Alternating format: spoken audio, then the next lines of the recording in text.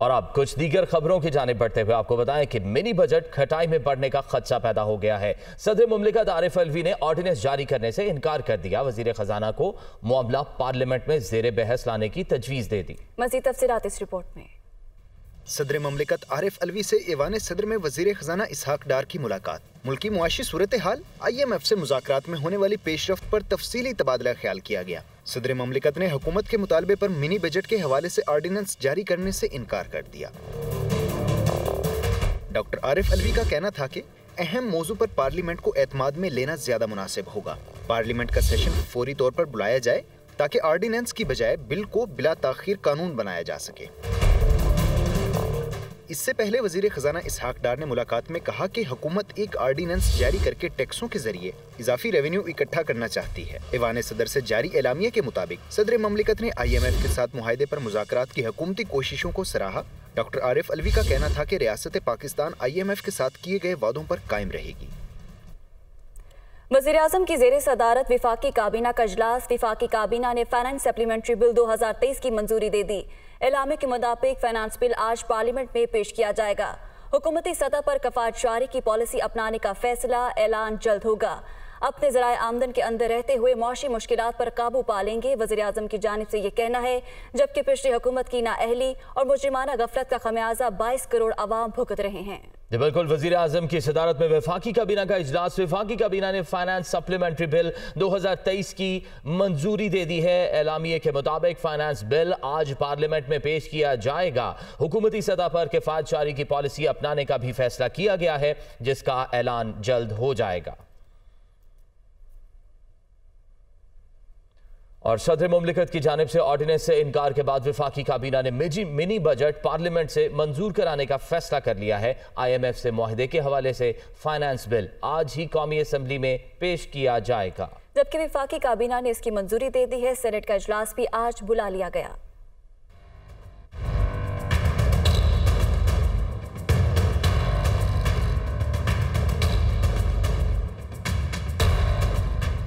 IMF की शराइत पर अमल दरामद का मामला। सदर मुमलिकत के इनकार के बाद हुकूमत का मिनी बजट ऑर्डिनेंस के बजाय पार्लियामेंट से मंजूर कराने का फैसला। 170 अरब रुपए से जायद के नए टैक्स इकदामात पर मुश्तमिल फाइनेंस बिल आज कौमी असम्बली में पेश किया जाएगा। वजीर आजम शहबाज शरीफ की सदारत में वफाकी काबीना के इजलास में नए टैक्सों के नफाज के लिए मालियाती बिल की मंजूरी दे दी गई।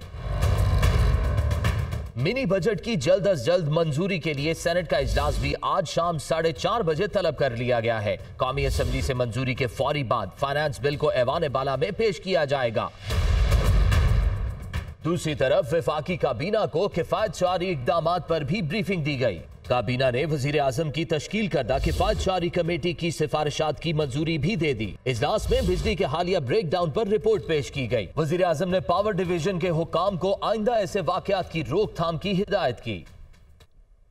IMF को राजी करने के लिए सेल्स टैक्स बढ़ाने का असूली फैसला हो गया। इजाफा मुख्तलिफ कैटेगरीज में होगा। पाक IMF मुज़ाकरात में अहम पेशरफ सामने आई है। हुकूमत ने इंटरनेशनल मॉनेटरी फंड को राम करने के लिए सेल्स टैक्स बढ़ाने का उसूली फैसला कर लिया है। इजाफा मुख्तलिफ कैटेगरीज में किया जाएगा। मुसवदा IMF को भी भिजवा दिया गया है, जिस पर वजारत खजाना को आज जवाब मुतवक्के है। और अब एक अहम सवाल ये कि पंजाब में इंतखाबात कब होंगे, तारीख का फैसला ना हो सका। गवर्नर की जेर सदारत होने वाला इजलास भी बेनतीजा खत्म हो गया। बलीगुर रहमान ने अदालती फैसले की तशरीह और वजाहत के लिए लाहौर हाई कोर्ट से रुजू करने का फैसला किया है। गवर्नर पंजाब की जेर सदारत इजलास में chief secretary, IG police, election commission, हुक्काम और दीगर ने शिरकत की। शुरका ने सूबों में इंतखाबात के हवाले से मुख्तलिफ अमूर का जायजा लिया, ताहम पोलिंग की तारीख का फैसला न हो सका। गवर्नर पंजाब बलीगुर रहमान ने इंतखाबात से मुतालिक अदालती फैसले की तशरीह और वजाहत के लिए लाहौर हाई कोर्ट से रुजू करने का फैसला किया है। बलीगुर रहमान का कहना है कि इंतखाबात की तारीख देना इलेक्शन कमीशन का काम नहीं, ये जिम्मेदारी गवर्नर की है। असद उमर कहते हैं इम्पोर्टेड हुकूमत इलेक्शन से भाग रही है। गवर्नर पंजाब ने अभी तक सूबे में इंतखाबात की तारीख नहीं दी। इलेक्शन कमीशन भी अपनी जिम्मेदारी पूरी नहीं कर रहा। आइन से इनहराफ की सजा गद्दारी के बराबर है। फवाद चौधरी का कहना था कि दबाव बढ़ाने के लिए मुनज़्ज़म साजिश के तहत आला अदलिया को निशाना बनाया जा रहा है। वो लाहौर में मीडिया से गुफ्तगू कर रहे थे। जुमे के दिन लाहौर हाई कोर्ट ने जो फैसला किया उसमें दोबारा दो टोक कहा गया कि 90 दिन के अंदर इलेक्शन करवाने हैं। 4 दिन लगाने के बाद गवर्नर के साथ आखिर में मुलाकात की है और उसके बाद भी इन्होंने ऐलान नहीं किया है। तो ये पूरी कौम देख रही है कि इलेक्शन से भागने के लिए ये इम्पोर्टेड हुकूमत जो है और इसके साथी जो हैं वो हर कोशिश करने को तैयार हैं बशमूल आइन को तोड़ने के। आज पाकिस्तान में आईनी बहरान पैदा हो चुका है। एक आईनी माहिर ने तो कल ये कहा कि इसके ऊपर चीफ इलेक्शन कमिश्नर की गिरफ्तारी बनती है। सजा जो है वो आर्टिकल 6 के अंदर है, वो आइन से इनहराफ जो है वो गद्दारी के बराबर है। और हमारा तो मुतालबा ये है कि आज का दिन खत्म होने से पहले ऐलान किया जाए, फौरी तौर पर इलेक्शन का इनेकाद किया जाए। अगर आइन से इनहराफ होता हुआ नजर आएगा तो हम फिर पूरे मुल्क के अंदर एक जेल भरो तहरीक चलाएंगे। मुझे लगता ये है कि आला अदलिया को एक मुनज़्ज़म साजिश के तहत निशाना बनाया जा रहा है और यूँ लगता है कि मरियम नवाज शरीफ इस कैंपेन को लीड कर रही हैं। मैं सुप्रीम कोर्ट को और जो हाई कोर्ट है उनको ये तवज्जो दिलाना चाहता हूँ कि पहली बार इतने मुनज़्ज़म पैमाने के ऊपर दोबारा मिसिंग पर्सन्स के केसेस शुरू हो गए हैं। ये ऐसे मामलात हैं जिस पे अदलिया को खामोश नहीं रहना चाहिए। जेल भरो तहरीक हमारी जो है वो उसका प्रोसेस मुकम्मल हो गया है। ये 24 घंटे के नोटिस के ऊपर शुरू हो सकती है। दूसरी जानिब वजीर इत्तलात मरियम औरंगजेब कहती हैं कि इमरान खान सुपर करप्ट हैं। शहबाज शरीफ के खिलाफ आशियाना केस में धौंस और धमकियों से बनाया गया वादा माफ गवाह अदालत में मुनहरिफ हो गया। किसी मुस्लिम लीगी रहनुमा ने टांग पर प्लस्तर लगाकर अदालत से इस्तिस्ना नहीं मांगा। इमरान खान, शहजाद अकबर और साबिक डीजी नैब को अदालत में तलब किया जाए, वो न्यूज़ कॉन्फ्रेंस कर रही थी। शहबाज शरीफ के खिलाफ जितने केसेस इमरान खान साहब ने बनाए और जिनके सहूलतकार शहजाद अकबर साहब, साफ पानी में बुलाकर आशियाना में गिरफ्तार किया। चीफ इंजीनियर LDA इसरार सईद साहब, ये वाहिद गवाही थी जो शहबाज शरीफ साहब के खिलाफ इन्होंने वादा माफ गवाह की बनाई थी। जो सलीम शहजाद साहब DG नैब लाहौर ने बनाई थी उसका भांडा फूट गया। उन्होंने ओथ के ऊपर हल्फन कोर्ट को ये बताया कि मुझे धमका कर, मुझ पे हैरास करके, मुझे धौंस और धमकी के साथ मुझसे ये गवाही दिलवाई गई थी। ये उनका कोर्ट के अंदर बयान है। अदालत जिसमें ये केस सुना जा रहा है, क्या वहाँ शहजाद अकबर को, इमरान खान को और DG नैब जो जिसकी गवाही दे रहा है इसरार सईद, जो कोर्ट के अंदर बयान जमा करा रहा है, आज उनको बुलाकर उनके ऊपर केस दर्ज होना चाहिए। हर शख्स ने अपना जवाब दिया। ये क्यों एक डिस्क्रिमिनेटरी रवैया है टुवर्ड्स इमरान खान? क्यों नहीं उनसे जवाब मांगा जाता? हर अदालत से इस्तिस्ना मांगी हुई है कि मेरी टांग के ऊपर पलस्तर है। तुम सुपर करप्ट थे, इल्जाम लगाते हो, गाली देते हो, कल उन्हीं लोगों से माफिया मांगते हो। आज कहते हो जो सबूत सामने आ रहे हैं कोई अमरीकी साजिश नहीं हुई। मुस्लिम लीग नून के चीफ ऑर्गेनाइजर मरियम नवाज का कहना है कि इमरान खान के पास जिलाओ घिराव के सिवा कोई प्लान नहीं। रिजीम चेंज के बयानिए से अमेरिका को बाइज्जत बरी कर दिया। जलसों में साइफर लहरा रहे थे, कहां गया वो साइफर? इमरान खान जेबें भरे और लोगों के बच्चे जेल जाएं, बताएं क्यों? वो लाहौर में पार्टी के नौजवान रहनुमाओं से खिताब कर रही थी। वो जो जलसों में ख़त लहराते थे कि ये साइफर है, वो ख़त आपने कहा कि मैंने सुप्रीम कोर्ट में भी भेजा, किधर गया वो बयानी? मैं तो उस वक्त भी कहा था कि ये साइफर फ्रॉड के सिवा कुछ नहीं।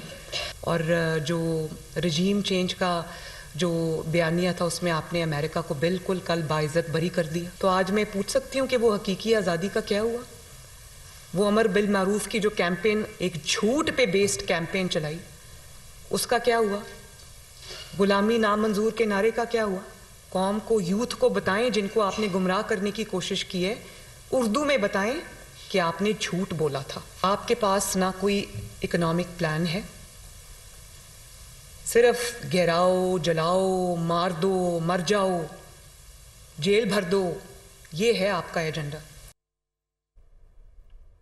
और मुस्लिम लीग नून के रहनुमा मलिक अहमद खान ने कहा है कि साइफर के मामले पर झूठी कहानी आवाम को सुनाई गई, अमरीकी साजिश का शोर शराबा हुआ। इमरान खान हर जगह ये बात दोहराते थे, आज वो अमरीकी साजिश कहां चली गई? चेयरमैन पीटीआई ने आईने पाकिस्तान के साथ गद्दारी की, इलेक्शन के मुतालबे के पीछे आपका मकसद भी जल्द मंजर-ए-आम पर आ जाएगा। मलिक अहमद खान न्यूज़ कॉन्फ्रेंस में इज़हार ख्याल कर रहे थे। नारे लगाते रहे और कहते रहे ये साइफर वाली कहानी, तो आज वो सारी अमरीकी साजिश कहाँ चलेगी? वो अमरीकी साजिश आज खत्म होगी। आज उन्होंने बरीउल जुमा करार दे दिया कि वो अमरीकी साजिश नहीं हुई। उस साइफर की बेसिस पर उन्होंने एक बैरूनी साजिश की कहानी घड़ी है, पाकिस्तान के सफारती ताल्लुकात को दाव पर लगाया है, उन्होंने आईने पाकिस्तान के साथ गद्दारी की है। आज आपका मामला ये है, अगर सिर्फ ये एक केस साइफर वाला चले तो आर्टिकल 6 आपकी गर्दन पे है। रोक के कौन बैठी है? लाहौर हाई कोर्ट, क्योंकि मुलजिम कौन है? इमरान खान। इस पे मुकदमा नहीं चल सकता। इक्तदार के नशे में आप बिल्कुल बौले हुए पागलपन की हद तक। लेकिन एक्चुअली आप कर क्या रहे हैं? आइन के साथ जो खिलवाड़ आपने किया, पाकिस्तान की सियासत के साथ जिस तरह से आपने ज्यादती की, वो बड़ा शोर कर रहे हैं कि देखें आइन का तकाजा है कि इतने दिनों के अंदर इंतखाबात हो। इससे कोई कलाम नहीं है। ये इंतखाबात आप पहले दिन से मुतनाज़ा करना चाह रहे हैं। आप किस एजेंडे पर हैं, इस बात का भी कोई, आपके किए काम छुपते नहीं है, आपके किए काम जल्दी पकड़े जाते हैं। तो ये बात भी जल्द इंशाल्लाह अवाम के सामने आएगी कि इंतखाबात को अब इस शक्ल में मुतनाज़ा करने की आपकी ख्वाहिश क्या और आप इसके पीछे आपका क्या एजेंडा है। खैबर पख्तूनख्वा से कौमी असम्बली के 8 हलकों में ज़िमनी इंतखाबात के लिए 74 उम्मीदवारों के कागजात नामजदगी मंजूर कर लिए गए। 16 मार्च को शेड्यूल कौमी असम्बली के ज़िमनी इंतखाबात के लिए खैबर पख्तूनख्वा के 8 हलकों में मजमूई तौर पर 74 उम्मीदवारों के कागजात नामजदगी मंजूर कर लिए गए हैं। मुराद सईद NA 4 सवात और अली अमीन गंडापुर NA 38 डेरा इस्माइल खान से मैदान में उतरेंगे। उमर अयूब, असद कैसर, शहरियार अफरीदी और परवेज खट्टक के कागजात भी मंजूर हो गए। नामजदगी फॉर्म 22 फरवरी तक वापस लिए जा सकेंगे। शेख रशीद ने डियाला जेल से चीफ इलेक्शन कमिश्नर को खत लिखकर इलेक्शन मुहिम के अख्ताम से कबल लियाकत बाग में जलसे की इजाजत मांग ली। साबिक वजीर दाखिला शेख रशीद ने चीफ इलेक्शन कमिश्नर के नाम खत में मजीद कहा कि वो अवामी मुस्लिम लीग के सरबराह हैं। अवामी मुस्लिम लीग का इंतखाबी निशान कलम दवात है। वो मुतअद्दिद बार कलम दवात के इंतखाबी निशान से इलेक्शन लड़कर मुंतखब हुए। एहतियाती तौर पर वो दूसरी मरतबा जेल से दरख्वास्त भेज रहे हैं ताकि ज़िमनी इलेक्शन में भी कलम दवात का इंतखाबी निशान अलॉट करने के हवाले से हकीकी अमली जामा पहनाया जा सके। और जमात इस्लामी और तहरीक इंसाफ का कराची का मेयर बनाने का मिशन मुतवक्के इत्तेहाद बनने से पहले ही खटाई में पड़ गया। दोनों जमातों ने कमेटी कायम की जिन्होंने फॉर्म 11 का तबादला करना था, लेकिन कुछ भी ना हो सका। इसी पर यह रिपोर्ट देखिए।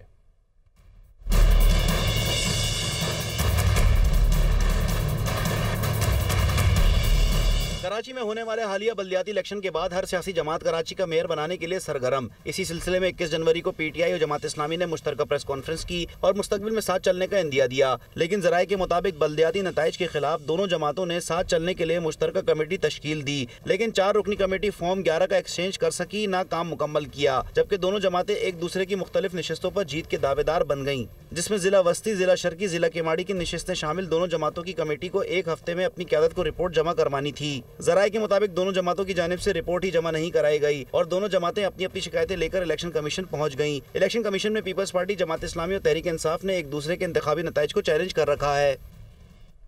समंदर पार पाकिस्तानियों के लिए ऑनलाइन पावर ऑफ अटर्नी की सहूलत मुतारिफ करवा दी गई। वज़ीर खारिजा बिलावल भुट्टो जरदारी ने कहा कि मुस्तकबिल में अंदरूनी मुल्क भी ये सहूलत फराहम की जाएगी। जदीद टेक्नोलॉजी के इस्तेमाल से खदमात की फराहमी में बेहतरी आएगी।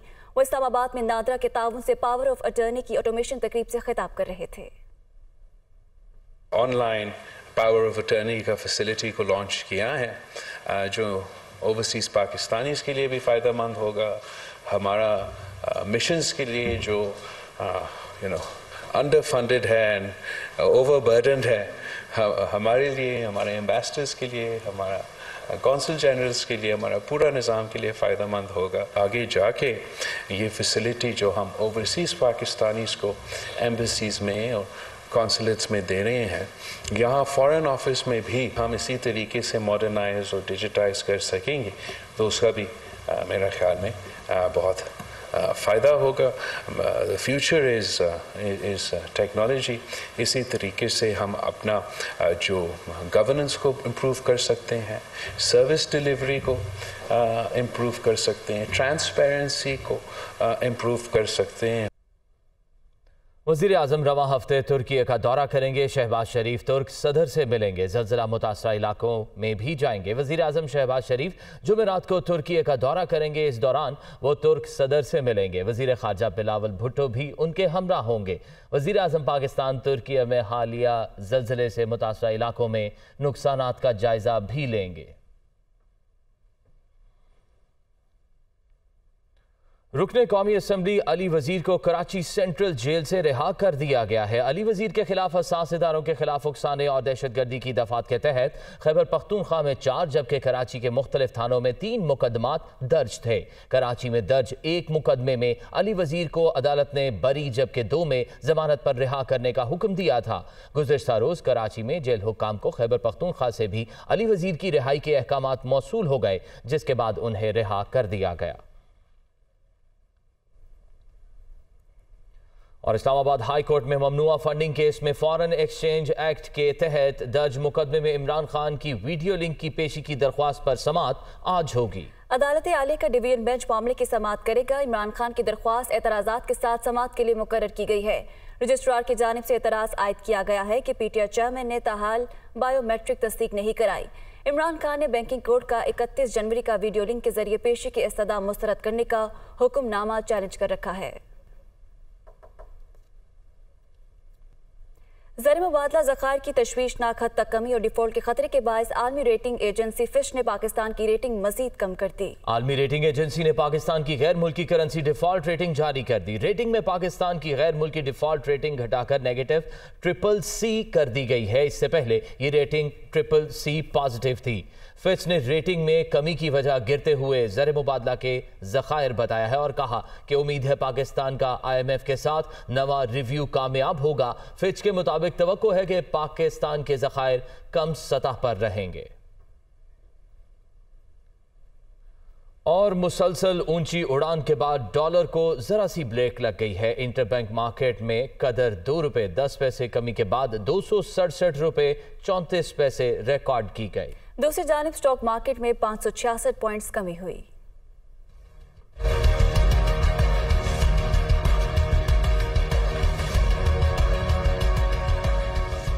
इंटरबैंक में डॉलर ₹2.10 कमी के बाद 267 रुपए 34 पैसे पर बंद हुआ, जबकि ओपन मार्केट में डॉलर ₹1.5 कमी के बाद 271 रुपए 50 पैसे पर ट्रेड हुआ। माशी माहिरीन के मुताबिक हुकूमत की जानिब से IMF शराइत पर अमल दरामद करने से कर्ज मिलने की राह हमवार होती जा रही है, जिसके बाद उम्मीद है कि डॉलर की कीमत में मजीद कमी वाक़ई हो सकती है।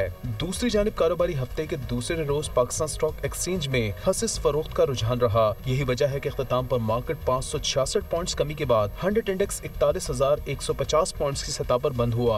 स्टॉक तज्जियाकारों के मुताबिक शरह सूद में इजाफे के खदशे के बाइस स्टॉक मार्केट में मंदी का रुझान देखा जा रहा है।